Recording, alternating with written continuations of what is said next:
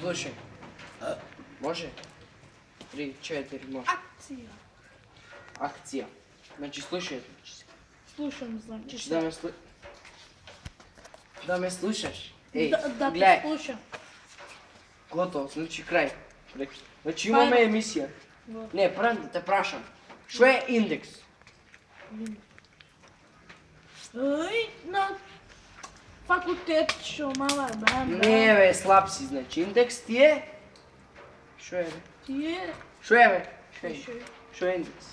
Шо е бе? Значи гледай, индекс ти е... Индекс ти е щедна книжка бе. Щедна книжка. Знаеш ли како изпадна? За парите кои ги Од шо бе? Од книжка со оценки плюс мито, щедна книжка индекс. Значи слушай сега, имаш, значи прво. Ти си ученикот, јас сум професор. И ти 17 пати, 17 пат, сега ако не положиш крај ти, немаш право, немаш, ти се взима се. И не смееш да полагаш вижи и ти се одложи. И треба да се самоубиеш. И гледај сега, значи, јас сум професорот, ти си ученикот. Може ли? Може. Бирај прашање. Влечи прашање. Добро. Шо е прашањето? Чекај. Шо е образование? Шо е образование? Супер прашање мислам. Почни, ајде. Има деца чека. Образование... Деца шо учат. Молим. Не. Значи образование шо е, кажем? Образование децата шо учат. Децата... Не бе, слаб си. Има напредок, ама не е тоа. Шо е образование? Децата шо учат за нашко. Добро. Има. Нема врска, влечи прашање. Ајде бе. Добро. Второ прашање, шо е индекс? Индекс е щедна книжка. Не, значи индекс е... Ај помош од публика, значи индекс е индекс или щедна книжка? Индекс е публико, щедна, шо? Книжка. Браво. Индекс, дали тоа е твојот конечен одговор? Конечен. Браво.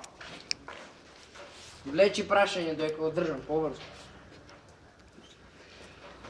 Трето прашање. Не се смеј. Трето... Значи добро сега, значи ова е, ако не го положиш, се самоубиваш, крај, значи нема ништо.